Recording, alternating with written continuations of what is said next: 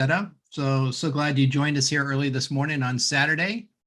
We're going to be talking about online banking. Some people call it peer-to-peer, P2P payments, and using your digital wallet.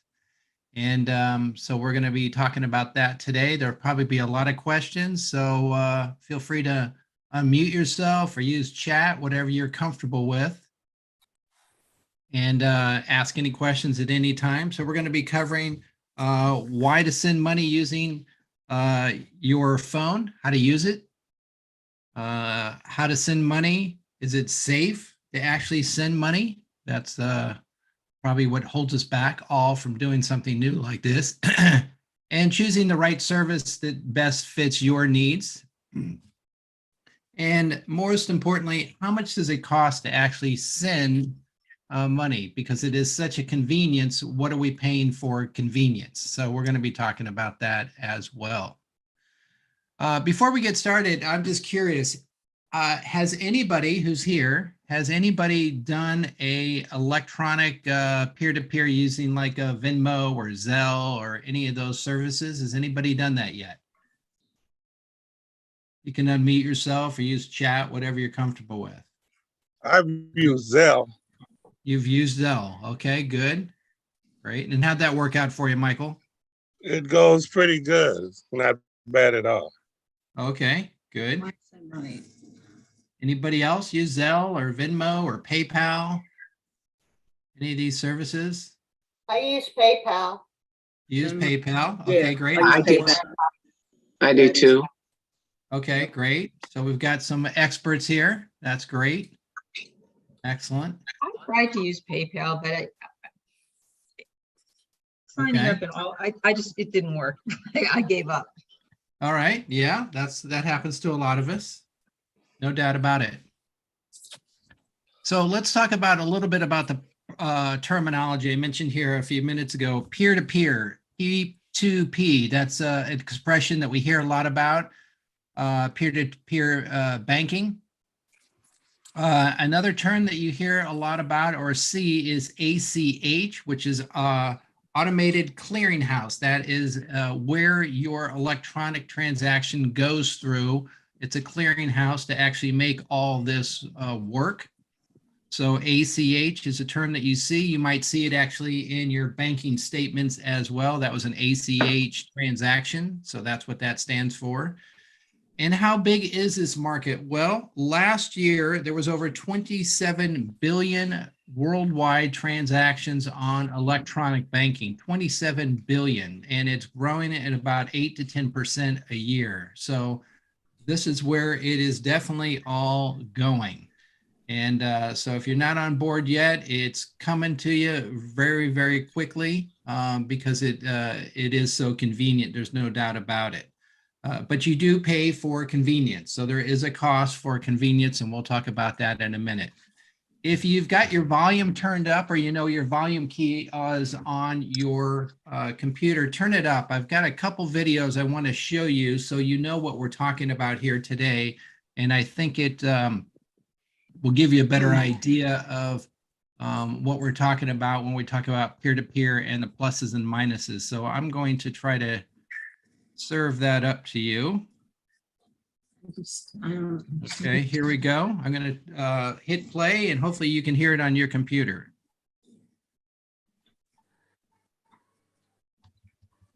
When you receive money on Cash App, money will be added to your Cash App balance instantly. Check if you've been paid by going to the Activity tab by tapping on the clock icon. All your payments will be listed. You can send a request to a Cash App user to prompt them to send you what you're owed. To request a payment, go to the Cash tab by tapping the money icon at the bottom. Use the number keys to type the amount you want to request, and then tap Request. Add the contact's name, email, or phone number, and next to For, type in the reason for the request. Tap Request in the top right to confirm. If they accept, the amount will be added to your balance, and you can check your payments in the Activity tab. If someone's paid you and you can't see it in your account, go to the Activity tab. At the top, you should see their payment listed under pending. On the right-hand side, there'll be an accept icon. Tap here to approve the payment, and it'll be added to your Cash App balance instantly.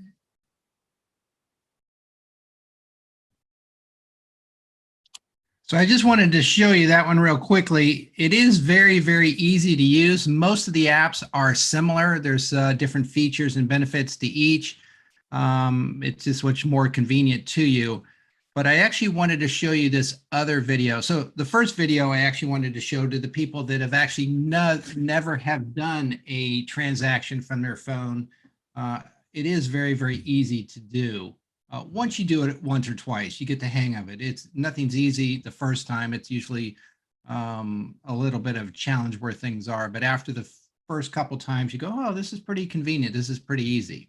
So I'm going to show you, they're going to talk about the safety of actually doing one of these transactions, the pluses and minuses. And I think it spells it out very, very clearly. So here we go again, one more time, one last video. Peer payment apps like Venmo and Zelle make paying for things a breeze, but there's a catch. A lot of these apps don't offer the same level of protection against scams that most credit cards do. So this morning, I'm at the bottom line on what to do to protect your bank account. Listen up. In an AARP survey of Americans 18 and older, more than half of respondents incorrectly thought they could reclaim money sent in error when using peer-to-peer payment apps. Peer-to-peer payment apps aren't banks and they're not credit cards, which makes it much harder for consumers to have recourse and get their money back. Consumer Reports has some tips to protect yourself. First, send money only to people you know and trust. Exercise caution when paying businesses with these peer-to-peer apps. And if you have any suspicion of something being a scam, go to the Better Business Bureau's Scam Tracker website. It can give you a better idea if the product or service you're looking for is an easy scam target. So I just Sign wanted up today for the Chick-fil-A Labor Day 5K, benefiting My Town Miracles. The 5K features a family-friendly post-race. They always have to get their ads in. So I think it's really important that you, what's in that second video that's really, really critical. When you use these peer-to-peer payment apps, it's critical that you know the other party at the other end. For instance, if it's a family or a friend or somebody you know, or a reputable business. If you're out garage selling one day and you go, oh gosh, they've got it set up so I can use a Venmo or PayPal to pay for whatever I'm buying at a garage sale. You don't know these people, you'll never see them again. And so you probably more than likely will just want to use cash, the old fashioned way. Some people use those payment transactions where you can slide your credit card over and it's attached to their maybe iPad or phone. Those are using your credit card. Those are easy and safe. But when you use this peer-to-peer and you don't know the person at the other end, I'd be very hesitant to make that transaction. Even though it is convenient, it could wreak havoc later. Because if it's a transaction and you realized that you didn't make the transaction or you made it by mistake, there's no recourse. For instance, if you use your credit card, you can call the credit card company and say, I did not make that payment. I don't know who made that payment. My information was stolen from me. There's recourse. There's also recourse on, cash is you're either in or you're out. It's really black and white. But when it comes to peer-to-peer, there's no protection. So, which is really, the fault of Congress. They've ignored this for so long. And the problem is just getting bigger and bigger and bigger because more and more people are using their phones to make payments. But still to this day, there's no FDIC, there's no recourse if you use these wireless transactions from your phone. So just be very, very careful. Does anybody have any questions, or does this happen to anybody that they want to share? Okay. All right. Does this include PayPal? Any of them, any of the transactions, you just have to be very, very careful that it's reputable, that you're paying. It could happen to anybody because there is no recourse. There's no protection. There's no federal oversight on these transactions, like a bank or a credit card. And most of the time it's fine, but if you don't know who the person is or the business is at the other end and you don't trust them or don't have any relationship or they're not reputable, you don't know anything about them, I'd be very hesitant, even though it's convenient. But it could happen to any of them. So who are the big players in this business? Well, as many of you've already volunteered, PayPal is definitely one of the biggest. Not only is PayPal big, but they also bought Venmo, so they own Venmo.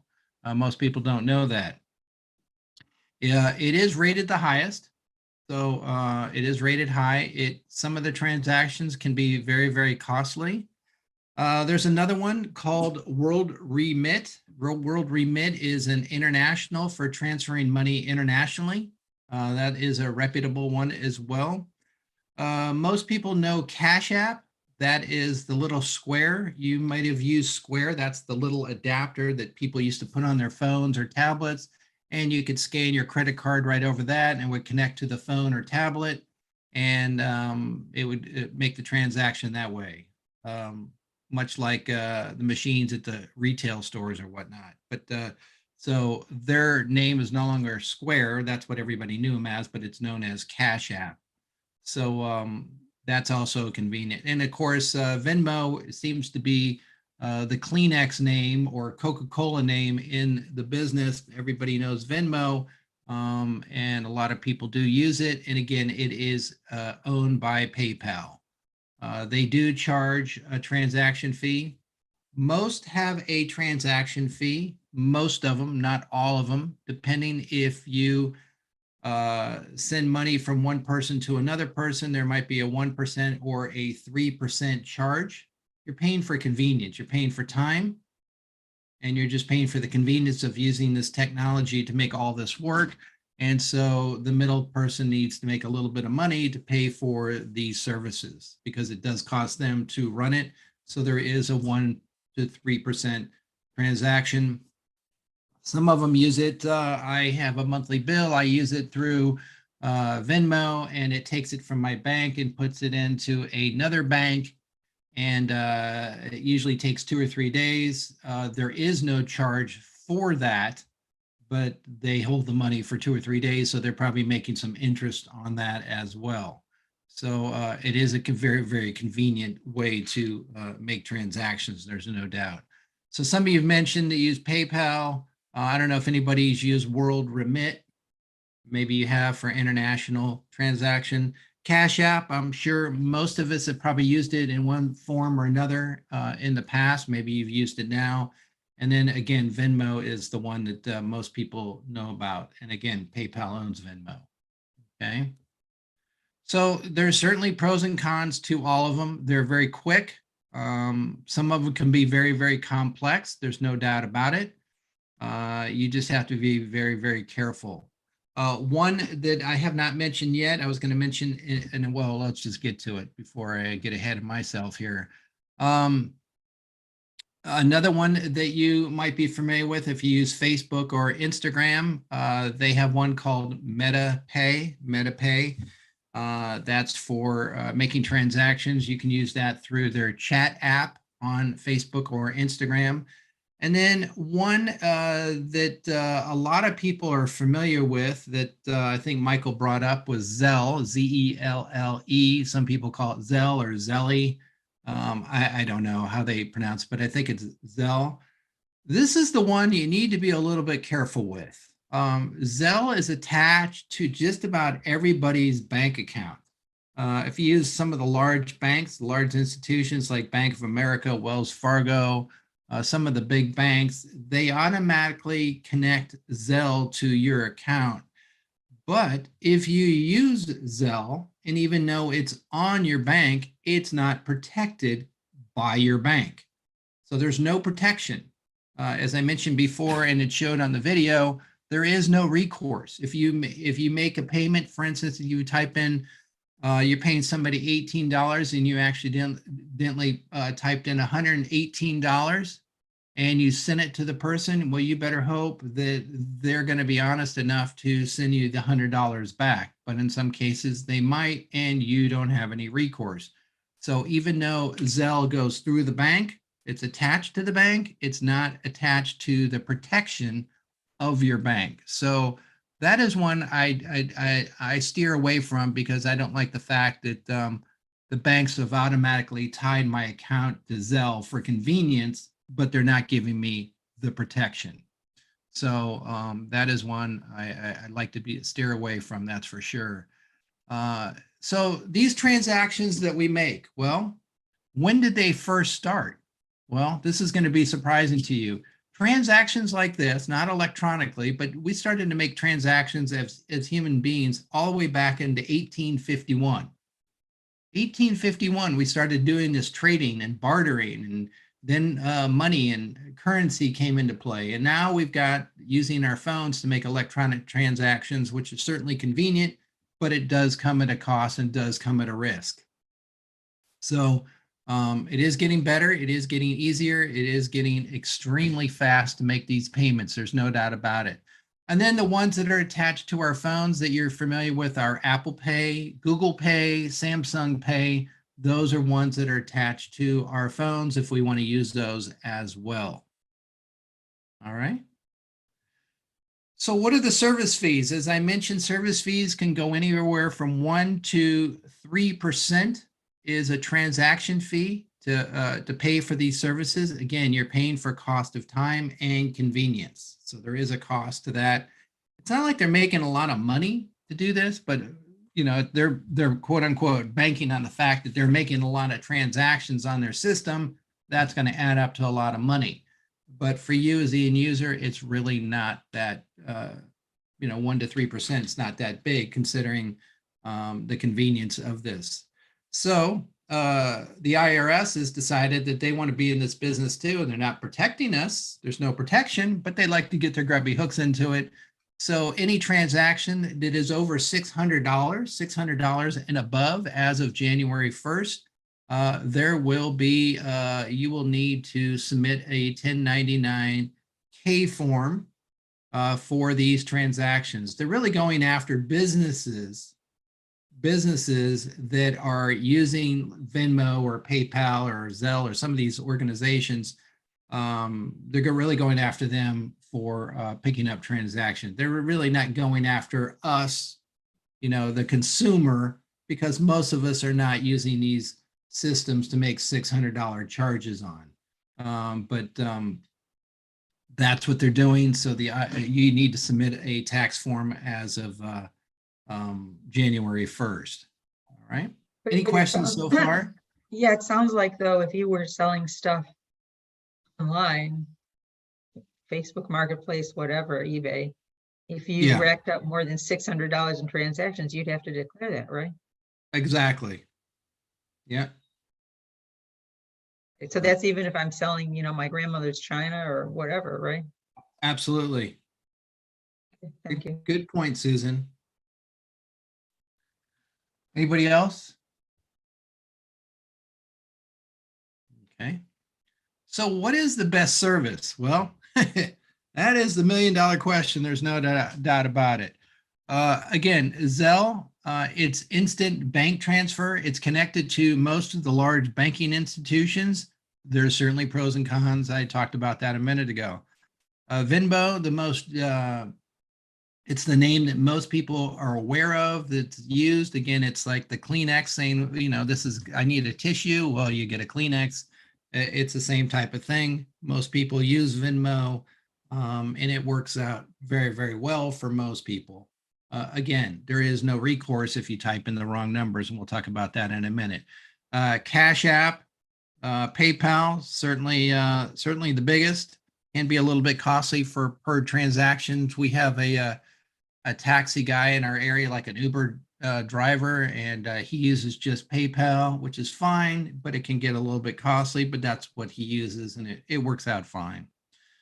Google Pay, I use Google Pay pretty frequently, and we'll talk about that in a few minutes. Apple Pay, and there's also some social media ones, as I mentioned.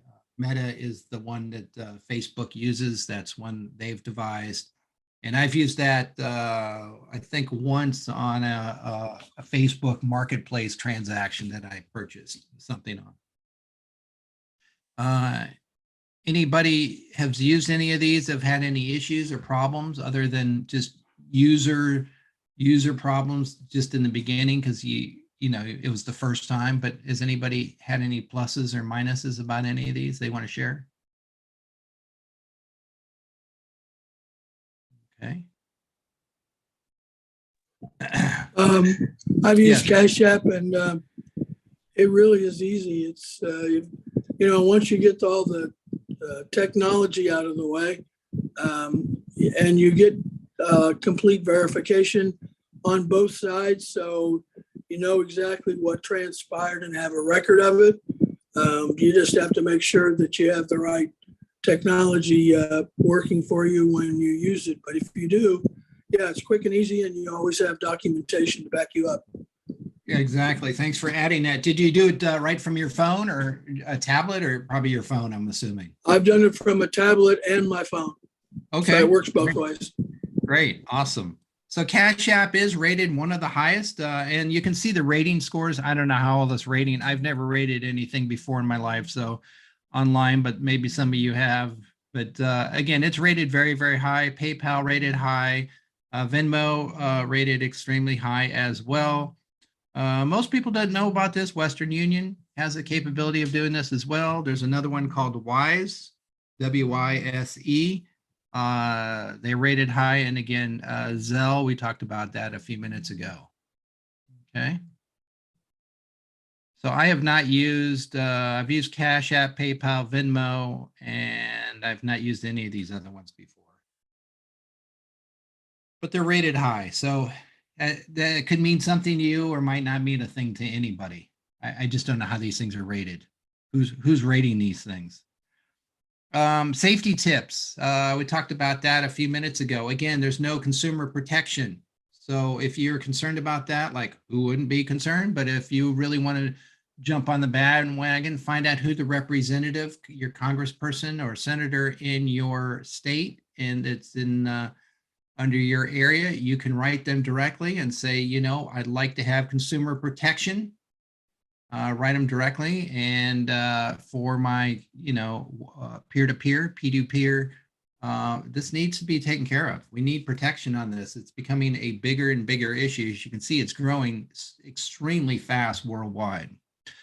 So some safety tips, make sure you have a strong password. That's really critical. Don't use your birthday or anniversary. People guess those things. Make it a little bit more complicated. Mix up numbers. Use your fingerprint reader if you're comfortable with that on your phone. If it works well, use your fingerprint reader. That's a way to do things for protection. A lot of transactions, they usually want to make sure it's you. So they'll send you a text message to say, is this really you? They send you a code, you type in that code and into the app, and you're able to access that app. So it's a little bit of an extra steps to do that. Make sure you turn on your notifications. So when you do make a transaction, you're notified through perhaps a text message or an email that there's been a transaction. If one shows up and you did not make a transaction, well, that will certainly alert you that someone's been has gotten some identity issues of yours that you don't want to have. Okay. Excuse me. Again, I think this is really important. Make sure when you use a Venmo or a PayPal that you trust the people. You know them. They're a reputable business. It's really, really important there. I think I've stressed that over and over again, but it's important to point that out. Okay. Change your passwords every now and then. Nobody wants to do that. It's a pain. There's no doubt about it. But if you've got a list of passwords that you keep in a safe place, not on top of your desk or your dresser where anybody can see it, but maybe in a folder or somewhere buried that you can get to, because passwords do change frequently. Or you can use like 1Password or LastPass. Those are electronic services that you can pay a yearly fee and they will house all your username and passwords. You only have to remember one. Those are things that you can look into as well. And we teach classes on that. I think Wade teaches a class on LastPass. you have not taken that, I highly recommend it. Does anybody use any of those services? 1Password or LastPass? Okay. I'd highly recommend any of those. There's lots of them out there. And it's a nominal fee, $20 to $30 a year, maybe $35 a year for these services. They're not perfect, but they're better than writing something down on a piece of paper and giving anybody access to your information. That's for sure. It comes into your place. Okay. International transactions, I'm not going to go through every step, but there are certainly several steps it does go to, but it is very, very easy to send money overseas, especially if you're traveling and you're overseas and you need some money. We used to do Western Union or Amex cards. Well, we don't do that anymore, but I could send money to, if my wife was traveling in Europe, for an example, and she needed money, I could send her money directly through the phone, through Venmo or PayPal or any of these services, and she'd get the money directly. So it's very, very convenient. There's no doubt about it. It makes the world a lot smaller. That's for sure. So some of the pros and cons, transactions can actually take up to 3 days. As I mentioned, certainly if it's a large transaction, boy, that got something there, that's for sure. Okay. It can take up to 3 days. So the service is actually making, a little bit of percentage on the transaction, depending on how large it is. Transaction fee can be anywhere from 1% to 3%. Usually if the transaction takes 3 days, it might be a free transaction. If I'm going from a bank, an actual bank with a routing number, to another bank with a routing number and a bank account number, it might take 3 days. So they might be making a little bit of interest on that during those 3 days. But again, if it's a speedy transaction, there could be a charge from 1% to 3%. Again, ease of use, it's very easy to use, and we'll go through that in a second. But if I make a mistake and I type in the wrong number, it's important to point out that there is no recourse unless you call the person up and say, I made a mistake. Will you just send the money back? And hopefully they do.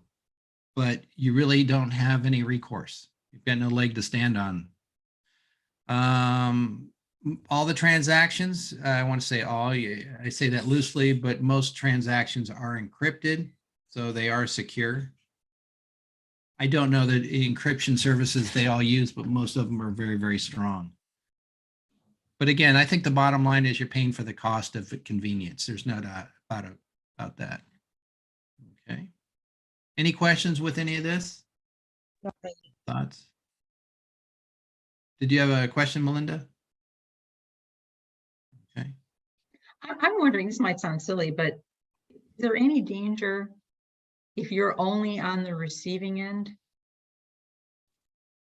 Is there any danger if you're on the receiving end? In other words, if someone wants to send you money that way rather than you sending the money. I don't think so. I don't. I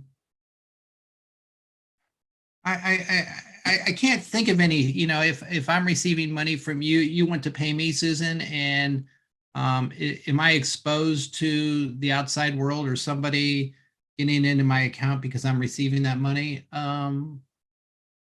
I guess there's always a risk. I just don't know what that is. But as the sender, there is risk. There's no doubt about it. Yeah, I just don't know enough about that. But there must be some sort of exposure. It's just like, because you mentioned Zelle being tied to a bank account number. So I'm just wondering if there's any way, once somebody in any of these gets whatever number, because I'm not sure exactly how they work, then can you be victimized by them later unknowingly? You probably could. Well, this brings up a really good point, and it's just not Zelle, but that's the one I've heard about most.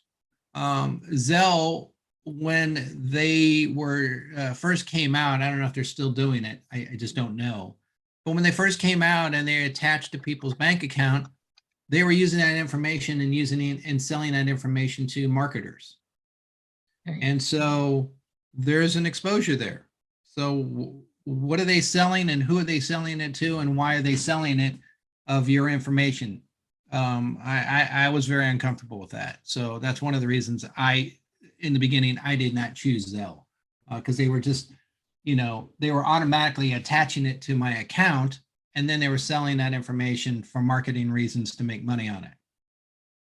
It's not like most companies aren't doing that these days. You just got to be careful, especially when it's your finances. I don't know what they're doing with that information or who they're selling it to. And I can't say that the other ones aren't doing it.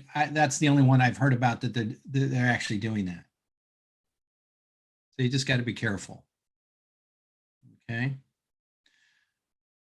Let's talk a little bit about your digital wallet. Has anybody made a transaction using their phone at like a Verifone or any of the retail transactions, like for instance, a gas station, grocery store, Walgreens, drugstores, and you just held your phone or your watch up to the actual terminal, and through a wireless transaction, you're making that purchase through your phone or watch. Has anybody done this? No, nobody? Really? No, I tried, but it didn't work. Okay. So the first time you do this, I use it on my phone. I use Google Pay. I know a lot of people that use Apple Pay. The first time you do it, if you're in a retail store, like a grocery store, for instance, and you've never done it, the first time you do it, make sure there's, maybe one or two only people in the line, or it's a quiet day, and just try it and ask the clerk who's standing at the cash register, ask them, I've never done this before, I'm a little uncomfortable, and they'll help walk you through it because this is what they do all day long. But once you do it, it's very fast. It's extremely fast. And they use a technology, it's on your phone. It's already built into your phone. It's called NFC, NF like Frank, C. And it's a technology that's been around since the early 60s. It's called Near Field Communications. It's an app that's built into your phone, and that's something you can turn on or off. But each transaction that you make through your phone or your watch, for instance, I know this sounds crazy. It sounds kind of Star Trek-y when you do this, but each transaction, the encryption code that goes through the credit card number that actually gets inputted from your phone or your watch into the machine is different on every transaction. Okay. If you just take your card and you slide it into the machine and you pull it out, it's taking an imprint of that card each time. But when you use your phone or your watch, it's different. So for instance, if somebody tried to get your identity on one of these transactions using your phone or your watch, they would know exactly where, when, and who, and how. They would know everything because that key that they put in is only used for that one transaction and only that one transaction once. And so it is very, very safe to use your phone or your watch. So some people think, well, that's not going to be safe. It's not how I used to do things. At first I went from paper and from currency, then I wrote a check, then I used my credit card, and now we got this electronic transaction. It is safe. And in fact, if you buy anything online through like Amazon or Walmart or whatever you use, there's also some banks that have started to do this. So each time you make a transaction, they will give you a different credit card number for that transaction, just to protect you, just in case. Also, you can use your credit card, your actual credit card, and tap it on the machine, and wirelessly, it will make that transaction as well. So that's another way to use things wirelessly through electronic banking, is to just tap it on your credit card, because it uses that chip, and there's like a little radio frequency built into that card. So again, some of the convenience of doing this, it's fast. It is secure. I would use one of these at my gas station if my gas station that I go to most frequently had the convenience of wireless transaction. It doesn't, so most people use their credit cards. And then there's things called credit cards, what are they called? Not scammers, but there's a way to pull transactions off of gas pumps. Skimmers. It's called a skimmer. Scammers, Yeah. yeah, so you guys are a lot sharper than I am on this. So scammers, you got to be careful about that as well. If it was electronic, I would feel more, I'd feel a lot safer if I could use that. So some of these gas stations are switching over. It is very, very slow, but most retail stores have opened up to use wireless transactions. It's convenient. You don't have to touch the machine, so it's a lot cleaner, germ-free, and it is safer. So that's how that works. Would you like for me to show you a quick video on how it actually works? Yes, no, I have one. Yes, If you'd like. yes. Okay. Yes. All right. So let me see if I can switch that over here.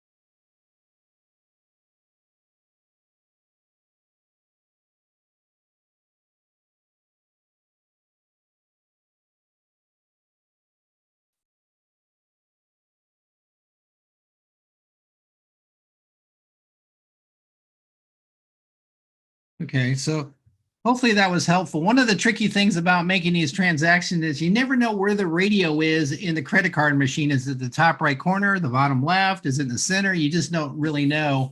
And so the first time you do it, it's like, oh boy, it's not working. It's not picking things up. So one thing that needs to be checked on your phone is your near field or NFC radio needs to be turned on your phone. Most of the time it is. That's an NFC. It's near field communications that needs to be turned on.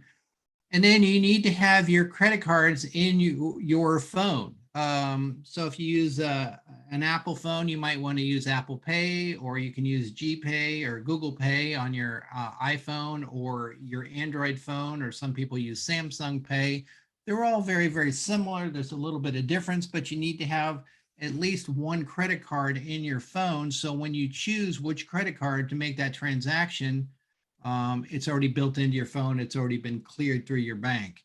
And then you'd be good to go. And then literally you go to, you unlock your phone, usually your fingerprint reader, or maybe it's a password.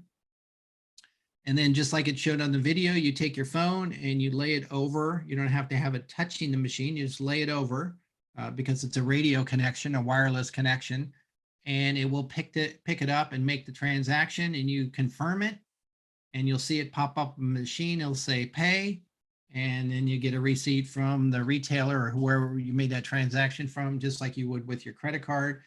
And it will show right up on your phone immediately that you've made a transaction and what the transaction, who it was sent to, and how much it was for. But it is very, very convenient to use. It does, again, the first 1 or 2 times you do it, make sure there's really not many people on the line. It's like that person who writes a check. Remember, it used to write a check and they would hold up the line forever. It's the same thing with these. And once you do it, it's very, very convenient. And it's safe.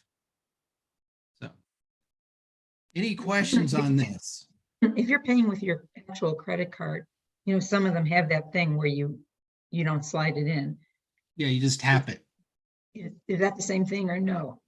That's not. It's very similar, but the wireless transaction is actually even a little bit better. It takes it a little bit step farther because that specific key, that number that goes in from your device to the terminal at the retail store, is different on each transaction. So it is a little bit safer.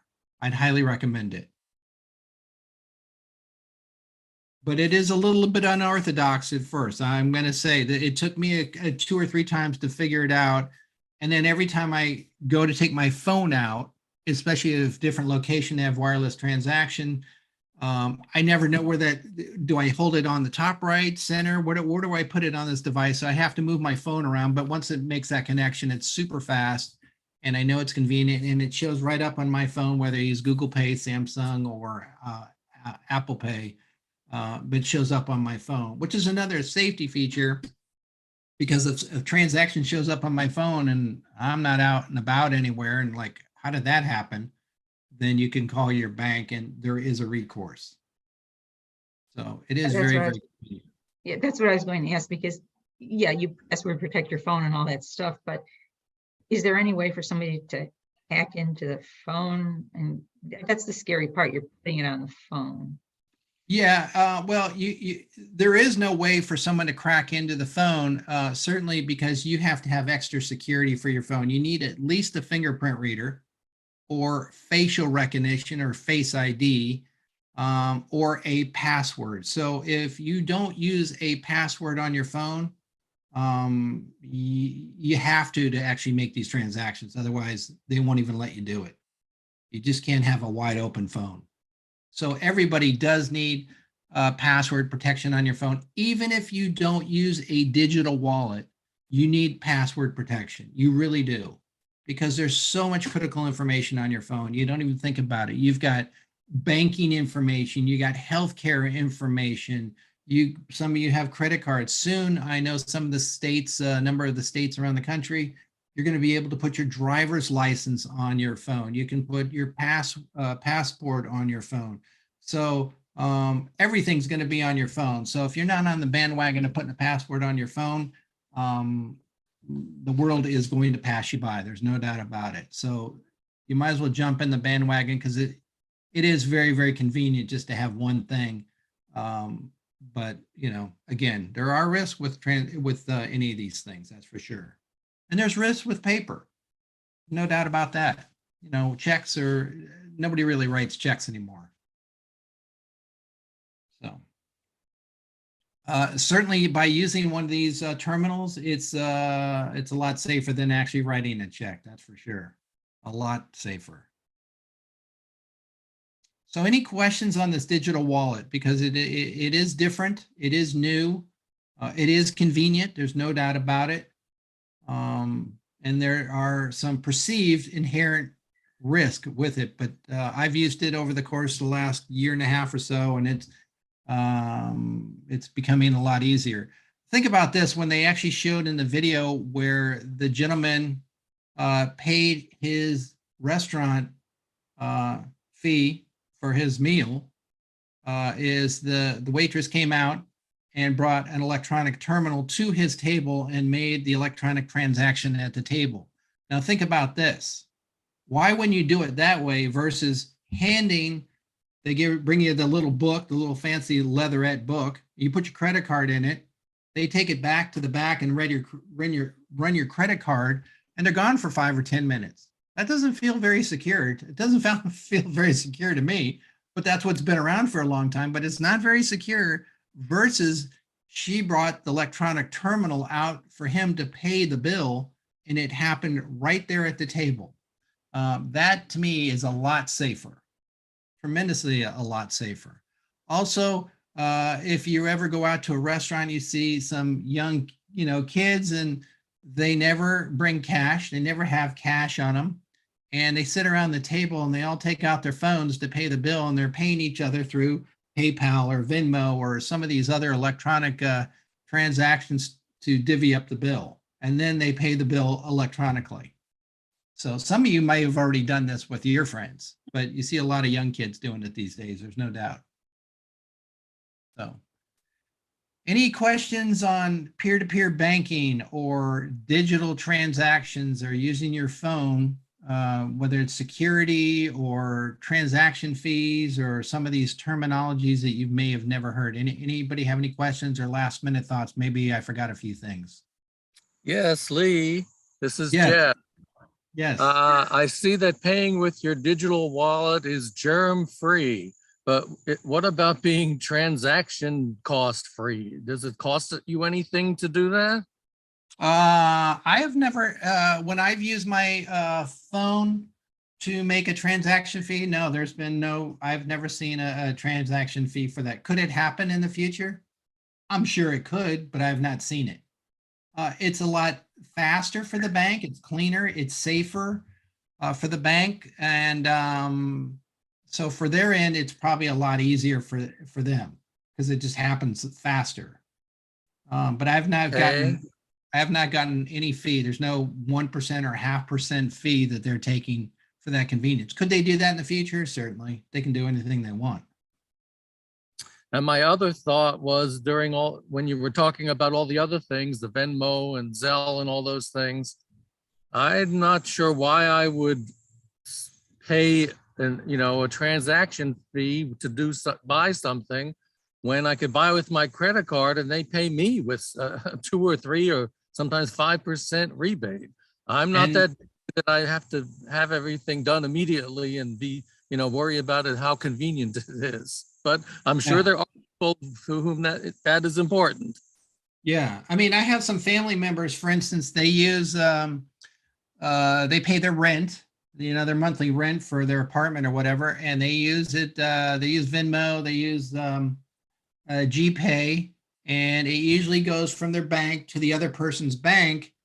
There's no credit card. It's just bank to bank, and there's no transaction fee. So it's probably being held up for a day or two. But I've used Venmo for maybe some things that I've purchased, people that I know or trust, and bought certain things from, or we've divvied up maybe a gift or maybe it was a restaurant meal. I've done it that way. And again, we didn't do the 1 or 2 or 3% charge. It just went from bank to bank. So there's certain people that you would maybe maid services. People have had that done. They use Venmo. It just depends. It just really, really depends. And there are some certain conveniences to it. And if you haven't had the need to do it, don't do it. Use your credit card or do a wireless transaction. But there are some conveniences, there's no doubt. Anybody else? And a wireless transaction, how do you define that, please? A wireless transaction, like I said, peer-to-peer. A wireless transaction would be using your phone at a retail store or at the terminal, like the Verifone that you use at, your grocery store or your pharmacy. That's a wireless transaction. Thank you. Because one situation I'm thinking of is if you're trying to sell stuff online, either you've got to sell it in person and meet the person and exchange cash, to pay cash, or how are you going to get paid, right? And I'm certainly not going to sell somebody I don't know who on the internet who wants to buy, whatever, right? Yeah. And most people will request if you buy something through, for instance, like Facebook or Instagram or what are the other ones? Neighborhood, some of the big ones out there, they're probably going to request that you use Venmo or PayPal just for convenience. And if you're not comfortable with it and you don't really need that item that bad, then don't make the transaction. But if you're comfortable with the people, you have a good feeling or a trust or a gut instinct that this person's, it's going to be fine, then make the transaction. But you have to make that decision. I wonder how they did. I mean, I guess they sent a check before that. I'm assuming. I don't know how before these things were invented. Yeah, and most people won't even take a check anymore. So it's really cash. Your choice is electronically, which is convenient, or cash. And most people, if you're buying or selling stuff online, don't even want to deal with cash, because sometimes I know if it's a fairly expensive item, maybe it's $100 or more, for instance, they might say, well, give me 10% down now or 5% or 1% down. And then when you pick up the item and you like the item, then pay the rest of it off. So some of that goes on. You just have to work it out with the person you're making the transaction with, but you got to be careful. No doubt about it. This also might, I guess, might sound far out, but you mentioned Square, whatever it's called now. Yeah. Is there any danger at all in when your hairdresser comes and they want you to pay on that little machine on their phone? There's no danger there, is there? Well, With you know, the I'm credit not card? 100% sure. I'm not quite sure where the imprint of that card, if it shows up on their phone or stays on that phone. So when that number runs through that little square and your hairdresser takes it, you get done with the hairdresser, you slide your card, they put the little adapter on, it slides through. Is your credit card number and information imprinted on their phone, or does it only go through Square and Square has that information? I just don't know. I'm assuming Square has it, but I'm not 100% sure if that phone doesn't hold on to that information. I just don't know. I'm assuming not, but I don't know. Does anybody else know that one for sure? Yeah, I'm assuming it's held by Square, but I just don't know. I had somebody cut my hair, and it wasn't Zelle they used, but they used another one of the services, and she actually typed in my credit card number into the service on her phone, and I said, yeah, you know what? I don't feel comfortable with that. I'm going to go get some cash. I don't know you from Adam. You're probably fine. You've been in business for a long time, but I'm not feeling good that my credit card information is residing on your phone and you're typing it in. I just didn't feel good about it. So you might want to ask, if you're going to a new hairdresser or somebody in the service industry and you're doing a transaction, you might want to say, how do you do payments? You might want to ask them up front. In this new world, a lot of people are just assuming that you have PayPal or Venmo or any of the Zelle or whoever. So you might want to just ask up front. Maybe it's the habit that we need to ask everybody, how do you do payments? We got to get smarter. That's for sure. This stuff's happening fast. So, well, hopefully this was helpful for you. You've learned a few new things here today. Maybe take a little bit of risk or out of your comfort zone. So when you do make a wireless transaction at a bank or a retail store, or grocery store, what have you, you try using your phone. Again, make sure the near field communication is turned on your phone. Go into settings and you're looking for NFC. Make sure it's activated. You have at least one credit card placed in your phone, whether you're using GPay or Apple Pay or Samsung Pay. Those are the biggest ones out there.